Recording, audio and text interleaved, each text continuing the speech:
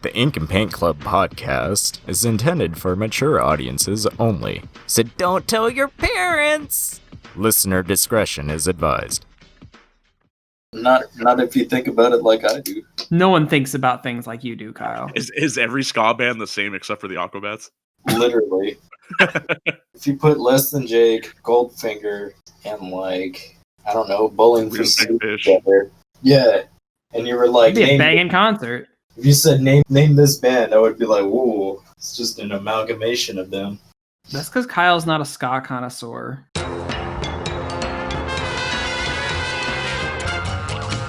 You're listening to the Ink and Paint Club podcast, your weekly home for animation reviews and discussions. Hello, everybody.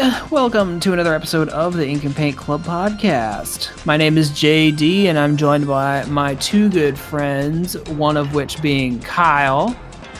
It's me. And the other one is Matt. It's him. And we are here to talk about one of the most beautiful yet horrifying things I've ever seen. Genndy Tartakovsky's Primal. It just wrapped up its first season over the weekend, and we are going to talk about it. I just finished catching up on the episodes like an hour or two ago. So I marathoned most of the season today. Woof. This show is brutal. It's very brutal. It's brutal to the max. And I'm wondering exactly what the thought process was behind that, because of course, the most recent thing from Genndy that we would have seen just before this would have been, well, at least on television. I don't know if a Hotel Transylvania came out between this, but the season 5 of Samurai Jack, which was obviously it was on Adult Swim, so it leaned more into adult imagery. It was there's a lot more violence and blood and swearing and stuff and that sort of thing. So I'm wondering if that was kind of just the design philosophy. It's oh, well, I guess now that he's sort of experimented with doing it there and seeing how well it was received for the most part, kind of combining that with his design sensibility kind of cranked up to the extreme, and then you fucking get Primal. Yeah, man. Because a lot of his stuff is people are always talking about how well paced his work is and how his stuff works with little dialogue. Well, fucking have a show that has no dialogue. I just want to see. I wish I could have been in that pitch meeting where Genndy's all all right, all those silent moments in Samurai Jack. It's basically that. I feel like he just dropped a script or something on someone's table, and they're like, "Yep, let's do it." They didn't even read it or anything. I mean, probably. Well, because if it was an Adult Swim, I think it would have been right around the time Mike Lazo was still there. I'm sure he would just fucking funded it just from the a one-line premise. Yeah. I feel like I don't know the numbers or anything. I feel like Samurai Jack did really well for Adult Swim, so they probably just all right, Genndy, here's a blank check. Do whatever you want. Just do whatever weird shit you want to do. And Genndy's I'm gonna make a mostly silent show with basically zero dialogue about a caveman and a T-Rex. I mean, it did good enough to warrant a fucking video game to come out of it. So yeah, and Limited Run still hasn't sent it to me. Oof. They're working on it. But yeah, so I mean, this show is literally what I said. It's a caveman teamed up with a T-Rex, and there's no dialogue up until the last episode, and even that is in gibberish dialogue. I kind of feel like he's been planning this for a while, because that Monster episode had the caveman in it and stuff. And dude, did you see Adult Swim's bumper where they reanimated that entire scene, but they just drew over the I think his name's Spear, what they call him in this show. Yeah, I swear he planned it. It's probably been in his head for a long time.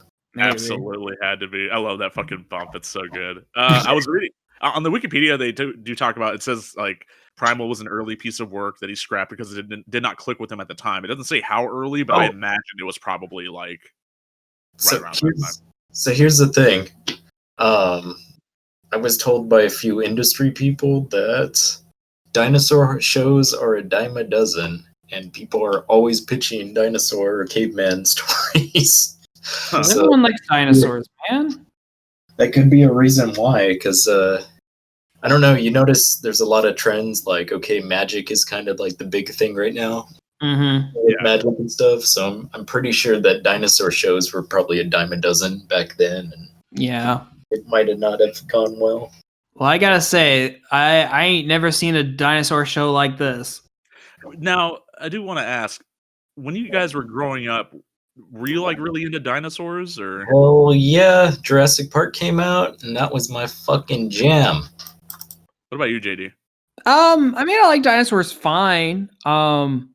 I vaguely remember seeing Jurassic Park in theaters. I think my mom took me to it, and I fell asleep. Oh, Yeah, man. I feel like Dinosaurs. Oh, go Okay. on. All right, I was just gonna say like, yeah, because I remember like having Jurassic Park merchandise and stuff, but like I don't think I was in the dinosaur phase for as long as like other kids my age were. I think I kind of like moved on to that might have been like Pokemon or Power Rangers or something. Might have Yeah, like, bro, I was gonna say I had Pokemon at a pretty early age, so I think that kind of took over like my dinosaur Oh, fascination. fucking dinosaurs were my Pokemon, and then Pokemon came out. right. I could look at something and be like, "Oh yeah, that's this," and tell you like the fucking history of that dinosaur and what era it was and all that kind of shit. But Damn. Pokemon took over, and oh man, Is all your Oh. dinosaur knowledge still like somewhere in the back of your brain? Could you whip out a fact for us or? now I just know like species and stuff now. There you go. Yeah. But yeah, man, this show is like just from the get-go, this show is one of the most hardcore violent yet like artfully done shows out there. Tastefully violent. And it is tastefully violent. It is a good way of putting it. Which is like as in contrast to maybe untastefully violent like anything else on Adult Swim This Right. isn't like Super Jail violent. or like Metalocalypse or Right. I was gonna say Mr. Pickles. oh I've god. never seen that show. At least- It's At terrible. least Super Jail is like amazingly animated. It is. And that's kind of why I was making that Super Jail comparison where like they're both violent and well animated, but like the type and intent of their violence is different. Like Primal, like it is very much like it's survival violence. It is like brutal and gory because that's just what caveman times were. Even though this is very loose on what prehistory was like. Well, yeah, they have a bunch of fucking fantastical elements in here. There are fucking like zombie dinosaurs and there's fucking witches and like tons of that type of shit. And like their fucking timeline's not even set in stone either because we start to see like because I mean you think like you look at dude, there's so many variations of the human timeline in this. Like all existing at once. I mean, there's just so many like varieties of like monkey men too, and like seeing like that there's like slave ships that use like metal to like bind their prisoners. Yeah, I mean, like we'll get to the final episode where like everything really takes a turn. But yeah, like when they start introducing like more modern stuff into this world, and like it really sticks out because of like how like ancient this show feels otherwise. Yeah. But yeah, you've got like just other dinosaurs, mammoths, giant insects, giant bat monsters, giant Batman, spiders, any variety of ape men. Yeah, There's like at least 3 or 4 different kinds of ape men in the show. And yeah, and then the weird witches and the weird shadow beast they worship, I guess. Man, that witch episode was pretty rough, man. Yeah. It's I feel like when they got towards the the end of the like the second half of the season, I feel like they kind of had a back and forth with like really intense episodes, and then episodes that kind of were a little on the more calmer side.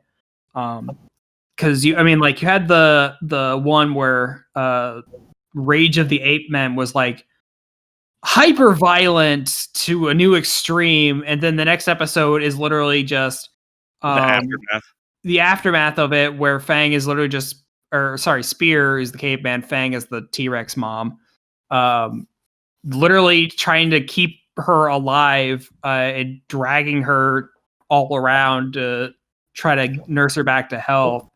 It still has some violence with the dogs. It has some violence, but like, because so like the Ape Men is really violent. And the one after that is a little more. It's got some violence because every episode of this has violence in it, but it has a kind of calmer tone. Whereas the next episode is the giant zombie dinosaur, which that kind of fucking comes out of nowhere. Right. So Kyle, you mentioned this to us right before recording, but the zombie dinosaur, or specifically because it was a zombie, Brontosaurus, you were saying that it was potentially influenced, if not straight up ripped off of an artist, right? Yeah, like one of my favorite artists, he has a line of zombie dinosaurs, and he's only got a Triceratops, T-Rex, and a Brontosaurus, and a King Kong, but it kind of reminded me of it. I wasn't gonna bring it up.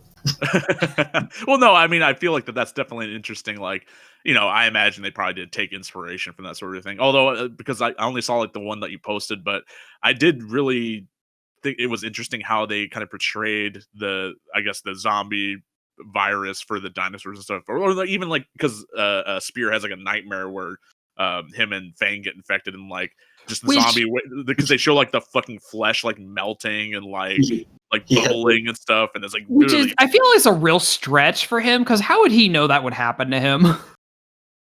It's a cartoon, man. There's dinosaurs walking around. Shut up. Yeah. You can't just excuse things. No, he had the Dirk the Darien fucking skeleton thing. Yeah. It was a front shot of him with his flesh melting off. It reminded me of Dragon Slayer so much. Yeah, totally. Dude, I would fucking play a Primal game that's in the style of like Dragon Slayer. Well, I was thinking, man, this would make an awesome game, seeing a lot of the fight scenes and shit. So I'm kind of hoping that's on the horizon too, maybe. Yeah, maybe they were testing out that Samurai Jack game, and I could see them doing it like on the same engine too. That'd actually be really rad. Yeah, because like I fucking still love dinosaurs and stuff. It would be awesome. You see him picking up like bugs and shit and using them as brass knuckles, like I really like that. Yeah, just like watching him piece that together is like one of the most funny shit in this show. It's just like grabbing these bugs in a cave that were like swarming them, and realizing they have razorbacks on him, and it's making his hands bleed. And then later he's like, I'm just gonna strap these to my fist so I can go punch a bunch of wild dogs. Man, I didn't like seeing the dogs die. I like dogs. Dude. So Melanie is really sensitive to excessive violence and gore. So she loves Gendy and his work. So obviously she watched this with me. But there were several times where she had to just like look away and just tell me when it's over. A lot of the zombie dinosaur episodes she couldn't watch because she like the dinosaur is like eating the brontosaurus is just like eating other dinosaurs. It's vomiting blood into the water source. Like smashing eggs. Like, yeah. I loved it fucking up all the other dinosaurs and just like their reactions. It was so cartoony and funny as fuck to me. Like everything in the zombie dinosaur episode, like I know it's supposed to be like horrifying and everything, but like because it's so fucking ridiculous, I couldn't take any of it seriously. Like at the end of the episode, they get to like this lava, like I'm guessing will eventually be a volcano or something. And there's lava shooting out of the ground. They're like, they're gonna Terminator this dinosaur, aren't they? Oh man, that fucking and they sure do. That fucking meat dinosaur was rough. I know, like he falls in lava, but he comes back and all his skin's been torn off. He's just muscle and shit. And I'm like, that's disgusting and hilarious in a way. That was pretty rough, man, but I loved it. Yeah, and I feel like I think a lot of people would probably take this show at face value and just think like, oh, it's violence all the time. But like, if they know who's creating it, like you know that it's gonna have like, there's definitely gonna be humor involved too. Like even in the most like ridiculous moments, like the zombie episode, like there's still a lot of humor to be had in just how ridiculous the situation could be, or like fucking reactions and stuff. Because a lot of this is like, of course, because there's no dialogue, so a lot of this has just like expressions and dialogue to go off of to like kind of sell like little jokes here and there, like Yeah. it Well, works I pretty mean, well. I feel like if you just sat someone down and have watched just the first episode of this, I mean, it's very violent, but I feel like it has a lot of really good character interaction, and the fact that it has zero dialogue. I mean, it's a caveman who yells and a dinosaur that roars. That's all the like I Oh wouldn't think yeah, there's no, I mean dialogue there. it's visual storytelling like at its finest for sure. Yeah. But like you get to see like Spear lose his family, think that it's Fang that did it, but it's actually like this bigger T-Rex that did it, and then that T-Rex eats Fang's babies. So it's just an interesting dynamic that both this caveman and T-Rex can kind of like, they both lost everything in their life, and they kind of grow like this mutual respect into like this really kind of heartwarming friendship between the two of them. Even if Which is it not is like, without their growing pains. Like they definitely show them like trying to adjust to each other. right, but It's, like of course, a lot of humor too. I feel like once you get to about the halfway point of like around like episode 4 or 5, I mean they're pretty much like well synced together. Oh well, the fact that like Spear like even made like a fucking hospital gurney and like to fucking carry, because you checked on this, right, Kyle? How much does just a fucking skull of a T-Rex weigh? Yeah, I can't take credit. I saw someone a while back. I think when that episode aired, someone was like, Spear can deadlift at least 250 or 2,500 pounds. It's like, God damn. Because that's how much the fucking skull weighs of a T-Rex. So imagine muscle, bone, brain. Yeah. And it was just the picture of him lifting the head up, not pulling the entire thing. Because I thought he was going to do something like, I've seen ancient civilizations where they make like a roller system. I thought that he was going to do something like that, but no, he fucking made a brick. Yeah. And pulled him. So watching what Spear knows how to do, it was really kind of interesting because of how many like differing levels of the human evolutionary chain that they show in here. I was constantly like surprised about like what Spear, like what kind of skills he already has. Because obviously he knows how to spear hunt. But like fire. Yeah, I completely forgot he knew how to make fire.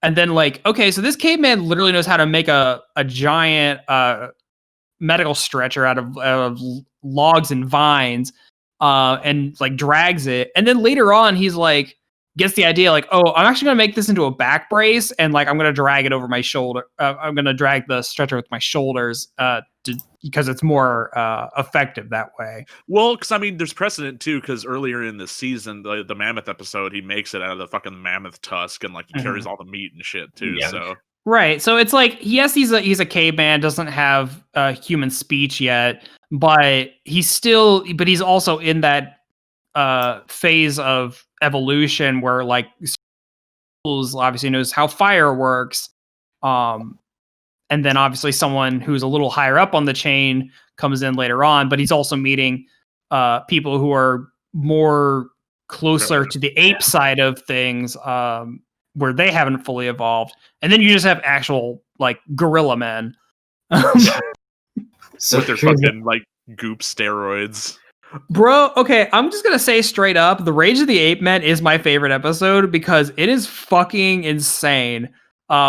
like they find so many ways to fucking punch apes apart when Dude, when like- the spear like hulks out. Like, yeah, he literally like it's not even subtle. Spear becomes the Hulk, and he just goes around exploding ape men with his fist. like backhands one's face off, punches one's head He does, he clean off, punches one in their half. jaw.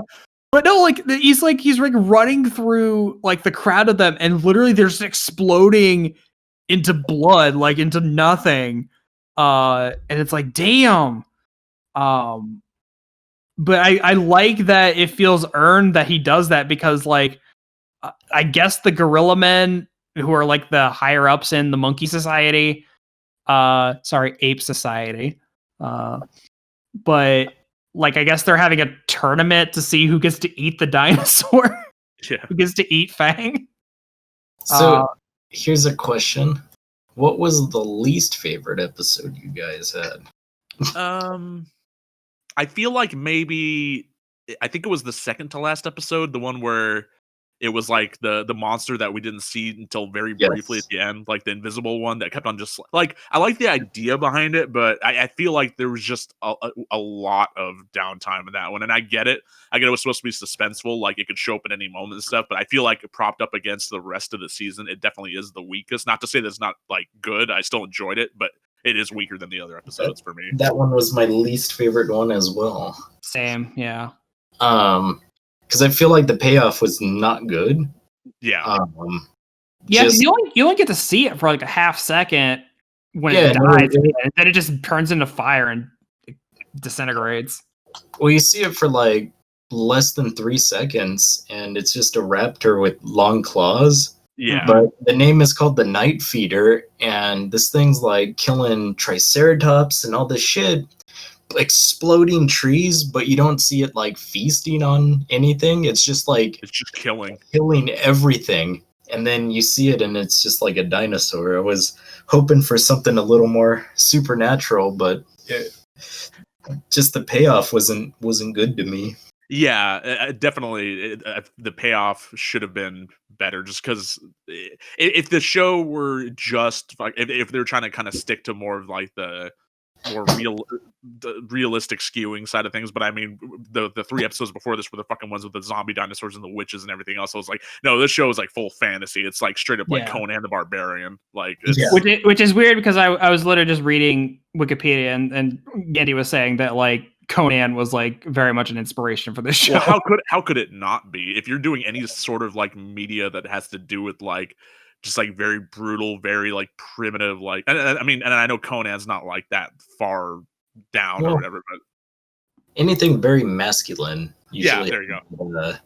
That Conan feel to it, that Franzetta feel. Yeah, absolutely. And like, absolutely, yeah, he was absolutely like, I haven't looked for an interview where he mentions that, but like, there's obviously fucking like, yeah, Frank Franzetta like influence here. Yeah. And I feel like as far as like well, not like adaptation, but I guess emulation goes, like this is definitely like pretty close to like a lot of those like paintings that I've seen. Like it definitely strikes that sort of feel that those go for.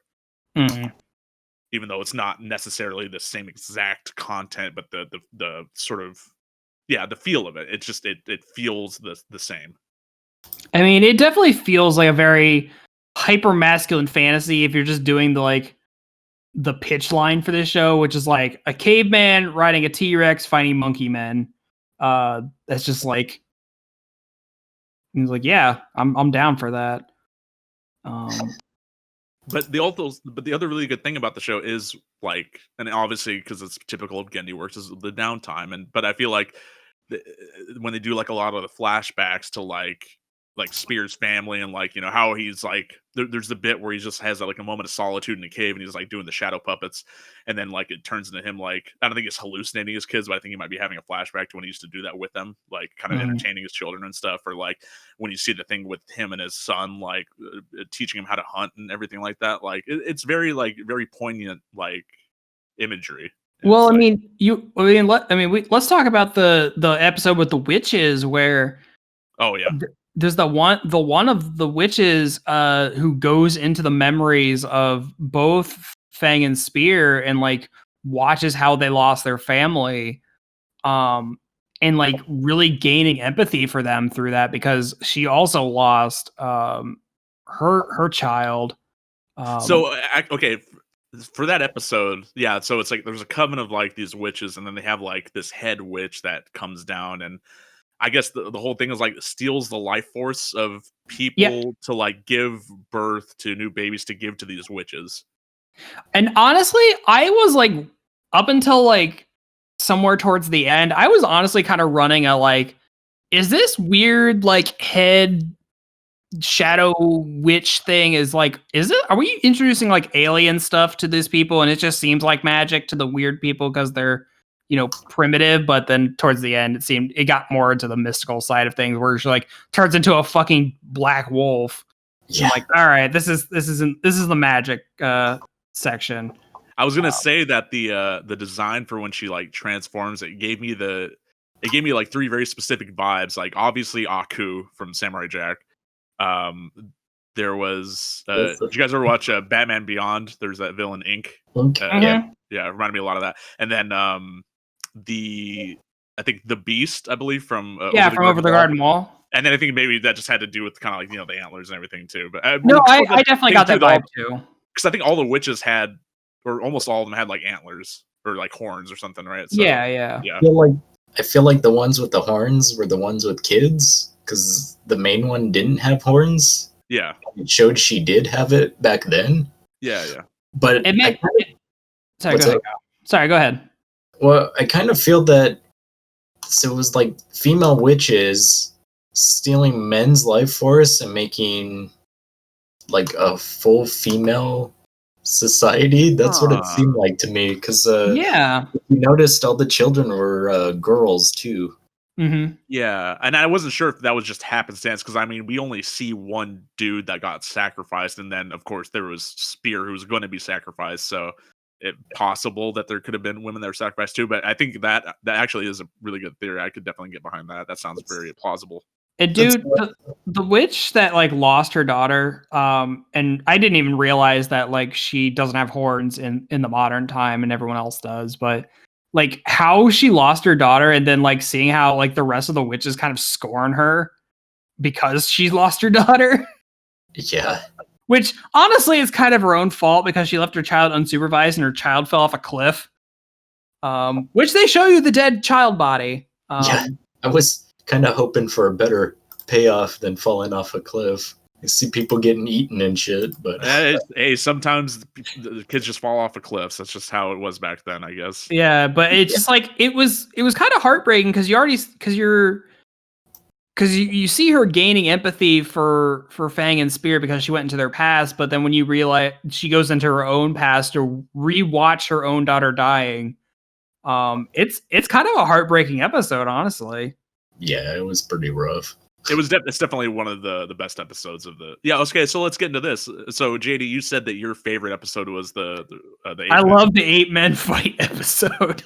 What about you, Kyle? Just because it's so fucking ridiculous.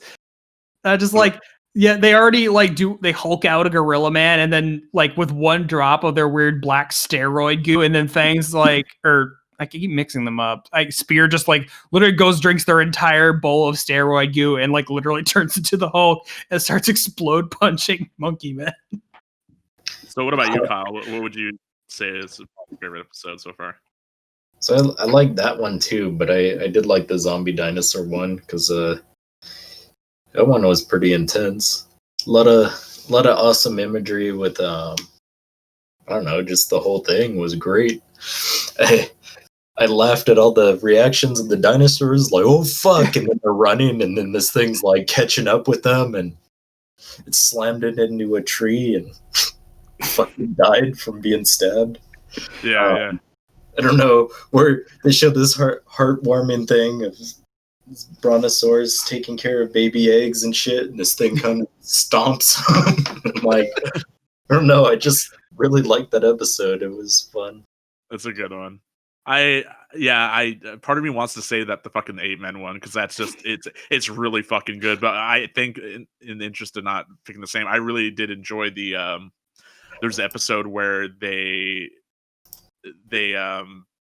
with like all the fucking big red bats and the fucking spider. Oh and, yeah, like, the one in right before mountain and stuff. them. Yeah, because I feel like it kind of is a really good sort of maybe antithesis is the right word, but it's a very good sort of like representation of what the show could be like. Because obviously, at the very end of this season, there is an inkling of there being like like an actual plot for season 2, which we'll There's a talk. bigger world out there. Yeah, so for most of the season, it's pretty much, and I hesitate to say, well, no, I guess it really is. When you look at it, it is a slice of life show because it's them and it's survival, and they're just fucking trying Yeah, to they're survive. not going anywhere. They're just walking around and Yeah. encountering things. But I feel like this show, this particular episode, it's kind of like an episode of Samurai Jack, where fucking Jack would see somebody in trouble and drop everything he's doing to help out like this community or whatever. And so, obviously, in this one, there's like this another. Well, this is actually like the first group of like primitive men that we see. They're close. They're like closer to half humans. man, half ape people. Yeah, they're closer to humans than they are to monkeys. They're a lot less monkey than some of the other ape men that we see later. But But they still like, do monkey screeches. yeah, that was yeah. But anyway, yeah. So Spear sees them in trouble and like decides to help, and they gets Fang captured, no, actually Spear gets captured and Fang has to go. Like, there's a whole bit of like Fang trying to climb up the mountain and like gain leverage. Sad to watch. Yeah, and like fucking, and that's the thing too, because it's not just Spear that's sort of has an involved brain. I mean, like a lot of the creatures in the show seems like critical thinking, because like Fang goes through the whole process like, oh shit, well, if I play dead, then I can fucking get up. Okay, I just a little kind of a sidebar here. I want to like Fang is oddly intuitive. Like I feel like this T-Rex can smell evil or something, because there's many times, like especially during the latter half of the season, where she'll smell something and be like, no, fuck that. And we'll like really like try to get Spear to like, hey, bro, we don't need to we need to fuck with that. And he's like, right. fuck So you, like, I gotta go look at it. Yeah, so like that was the second to last episode with the fucking the monster that you couldn't see that was like killing, like just fucking smushing things, and like immediately Fang was just like, nope, fuck that, let's get out of here. And well, she like smells the carcass of like the exploded saber cat, and like she's like, bruh, we need to get the fuck out of here. And he's like, fuck that, I gotta go look at it. But specifically about that episode that I mentioned, I got some Zelda vibes from it for 3 specific reasons. Because Goma's in there? Well, I was gonna say, giant enemy spider. But then also all the bats reminded me of the Bokoblins from Breath of the Wild, and then they have the fucking blood red moon like from Breath of the Wild. Like, we were making that joke through the whole episode. The blood moon rises again. But yeah, so I got some of the vibes from that. And then I think there's just some really cool, like, and that was actually something I meant to touch on earlier, is that you'd watch a show and you'd think, well, there's only so many ways that you could kill a beast, but they keep on finding ways to subvert your expectations. And not specifically just on killing the beast, but also just like in how they can escape a situation, because there's a bit in there where they're up in a fucking huge ass like mountain tower, and like they're, how the fuck are we gonna get down? And there's a dead enemy spider, and like fucking he's like, oh shit, well, I'm gonna pull this webbing out of its like mouth and use it to rappel down this fucking mountain. He like wraps Fang up in it, and the way that he kills this spider is he finds a dead triceratops and he rips off like one of its like its tusks or its horns or whatever, and uses that to stab the fucking spider in the brain.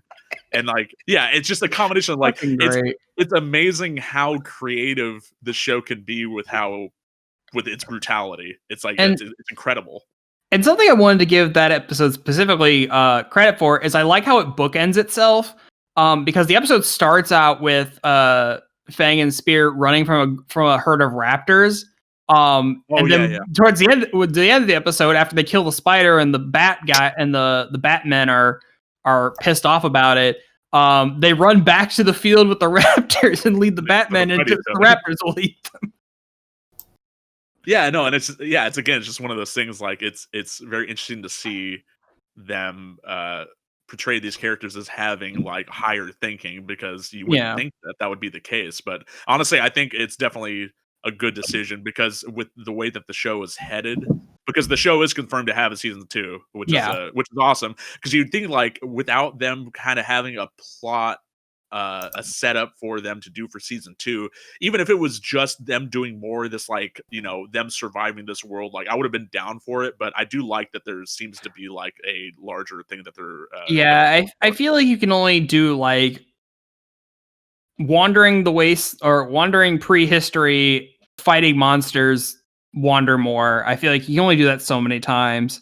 Even though like you said, there's like they kept finding more inventive ways to make that formula work. But I am kind of interested to see what this direction they're going to be taking, because I guess we can talk about the final episode now. The last episode, like, a woman shows up. This is like the first, like, I guess what you'd actually call a human shows up, and she's got like clothing and like iron shackles and like a head shackle, I guess. It's a big wood board strapped to her neck. She's got a tattoo on the back of her head. Clearly she's from a more evolved society. Clearly a slave of some kind, with all the bondage that she's strapped to her. And she gives us like the only bit of spoken word dialogue, even if it is like weird gibberish language. If it is a language at all, I don't know if it is. Yeah, I was wondering about that. I was wondering if it was one of those situations where they made a language up for the show, or if it might be like some sort of ancient language. But her name. She says her name is Mira, because she keeps saying like Mira and like pointing to herself, and like Spear does not get it. Yeah. But I do like that they kind of figure out a way to communicate through drawing pictures.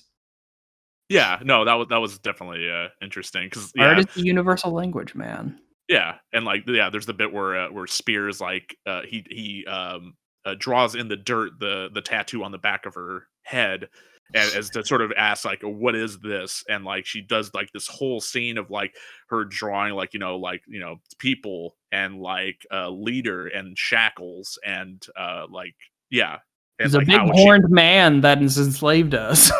Yeah. And that's, like I said, just even though there is dialogue over it, it's dialogue that we don't understand, but because it is done in a medium that we do understand, like I said, visual storytelling, it's incredible. It's like so I kind of mentioned earlier that I have a theory of where this is going, and Melanie and I kind of came up with together. But because like Mira shown like there's a big horned man, and especially with the kind of boat that shows up at the end, I'm pretty sure it's Vikings. That like she's showing a man with horns, but I'm like, he probably just has a horned hat. And especially with that boat that shows up, that very much looks like a Viking boat. So I'm like, I'm pretty sure there's Vikings.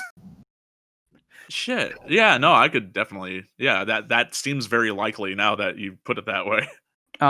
But I liked how Mira is a little more evolved than Spear is, because she like knows how to use spices, knows how to cook. She like makes soup. She like knows how to. She fucking is an archer. She knows how to make like the bow and arrow. I just want to say one of the hardest laughs I had in this is when Fang comes over, steals a sweet potato, and then goes off into the woods and does the derpiest munching animation. I fucking died just watching that. I thought you were gonna say fucking Spear like putting his like giant ass spear in the fucking bow and killing 3 like monkeys at once. Like, yeah. It did. I don't know, just like the fact that like Fang is off in the background doing this, and just like the derpiest way that she did it, I don't know, it got me really hard. What was the Spear did the whole dog thing where he like climbed up on its head and tried opening its mouth to get him to speak. he's like, what do you got? Get that out of your mouth. Yeah, there was that. I thought that was cute. I feel like Fang has a lot of dog qualities, because every animal is dog. But she has some agency for herself too, so it's not complete dog. Yeah, no, that Viking thing like definitely. I didn't think about that at all. That's definitely seems like something that will pan out. It's like I saw people were getting mad because now they're gonna introduce dialogue, or they're gonna introduce like a new characters and shit that kind of challenges the status quo and stuff. But I mean, like I said before recording, is you can only do so much with this. There's got to be a natural progression to how you do this, and that just seems like what they're gonna do now. And I mean, so. yes, they've been monsters in like Ape Men, but like they introduce new characters every single episode, whether or not they're recurring or not. Yeah, but that's the thing, is like recurring. There, it's only been the two, right? So it seems like she's gonna be around. I will say that I'm not concerned with them like adding dialogue, because I don't imagine that, like, if it's Vikings or whoever, they're probably going to speak the same kind of like ancient gibberish that Mira speaks. So it's not like we're still not going to be able to understand anything anyone's saying. And I doubt they would put subtitles on it. I mean, they didn't in that episode. So yeah, Mira goes on for like a minute, like telling her story. She's going on in her language. Like, obviously Spear can't understand any of it. But she's going on about it. But you're getting the story through pictures. So it's like, even if in the next season we get more human characters, and they like have their own language, it's still going to be some kind of language we don't understand. It's artful. It's artful to think about it, because you are put in his position where you don't know what she's saying, but you understand because of the pictures and stuff. And you have to you have to pick up context from what's going on, and how they're just. I assume like if they do meet other human characters, he's gonna have to like pick up on like body cues, like tone and all that stuff. So he's not going to understand the language, but he has to like pick up all the context from everything else they're doing. I feel like, just like the characters in the show have to evolve to survive, so does the show, and it looks like that they are headed in that direction, which is nice. Yeah. There was something interesting I did want to bring up. Apparently, there was actually something I didn't mean to bring up too. So yes, this is season 1. It's 10 episodes. They did the first 5 episodes a year ago in October. They released them all like within a week. And then they waited a whole year until this October to put out the remaining 5 as weeklies. Thought that was very interesting. I wondered why at that point they wouldn't just bill it as a new season. Like, I know it'd be weird to have just like one season be 5 episodes, but I don't know. I just thought that was kind of weird. Yeah, I'm not sure. I don't know exactly, because I mean, I feel like a year's wait between, like, while you're still in one season is definitely pretty intense, because I feel like even shows that have like long hiatuses don't tend to go on for like a whole, well, I mean, like in the middle of a season, like as a build season. Yeah. And then on that same note, apparently I just saw it billed as a retelling. I don't know exactly how it's edited, if it's like all 4 episodes or if it's like a kind of clip show of the 4 episodes. But the first 4 episodes of this was it's a retelling. It's called Primal, Tales of Savagery, and I believe it was made with the intent of getting it on the docket for last year's Oscars. Yes, which unfortunately didn't get nominated. It would have been nice, but I feel like maybe they should have tried to go for best animated short, because I feel like that first episode just on its own stands as like a really great, like, just 22-minute like thing. I feel like they should just try to go for that instead, because with like the feature category, with how bloated it usually is, and of course Disney's always going to take that one anyway. So right. Well, I wonder if it would be like I wonder if that would be a short film technically. I'm not sure if they tried to get it. Oh, okay, it does say animated feature film. Never mind. Fuck me. But no, yeah, I totally agree that they should have just built it as a short film. That totally would have been that. But like, I can see this cleaning up at the Emmys or the Annies this year. Yeah, I guess it got like 3 individual achievement. Was it Emmys or Annies? I think there were Emmy Awards last year. Yeah, for storyboard artist, art director, and character designer. Gendy Tartakovsky, Scott Willis, and Stephen DiStefano, respectively. But then here's the other thing too. So this show has been renewed for a second season. They just a few days ago announced that Gendy's going to be doing a show for HBO Max called Unicorn Warriors Eternal. Yeah, so I was actually thinking about that. I'm wondering which of these is going to take precedent, or if he's going to try to do both shows at once, or what the fuck's going to happen. It's probably just gonna be one season and that's it, and then he's gonna move on to the next thing. Yeah, maybe.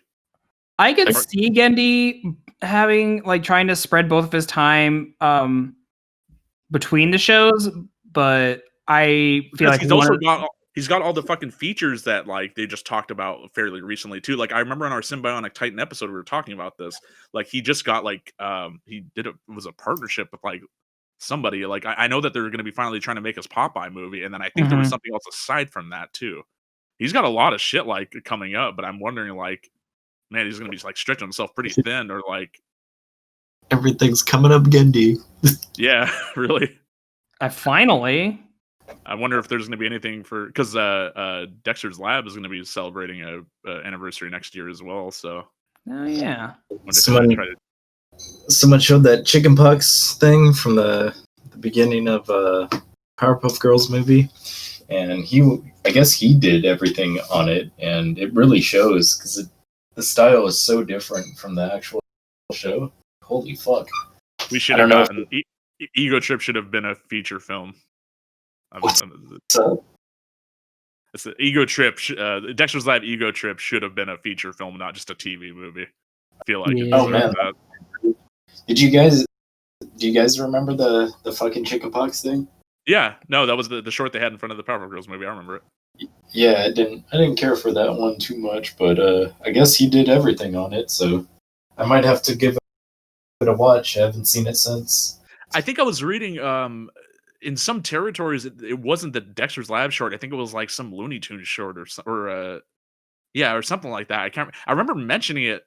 Maybe it was on the Symbionic Titan episode. It was definitely on some previous episode. I remember bringing that up, but I can't remember off the top of my head what exactly it was. And that was definitely interesting. Yeah, I'm pretty sure the Dexter short didn't show up. I think it was definitely for Americans. I don't think in other territories. Because other territories are probably like, what the fuck is Dexter? Potentially, yeah. I don't know. I have to do some deep dive research on that. Yeah, I don't know. But yeah, I'm very interested to see where this show is going. It kind of left us on a very strange cliffhanger. But yeah, I'm excited to see wherever it's going, because this show is very artfully done. It's violent in all the best ways, sometimes horrifyingly so. I believe in Gendy. I believe in whatever he is setting out to do is going to be worthwhile. I stand Gendy. Yeah. Well, is there anything else you guys want to mention before we start wrapping up? Nope. No, I think we got everything. All right, cool. Well, there you go, guys. There are our thoughts on Primal. If you have not watched it already and you're not sensitive to blood and gore, I'd go watch it. It's very well done. Into your support, because he deserves it. But that'll do it for this week. Hope everyone is doing well, and we'll catch you all again next week.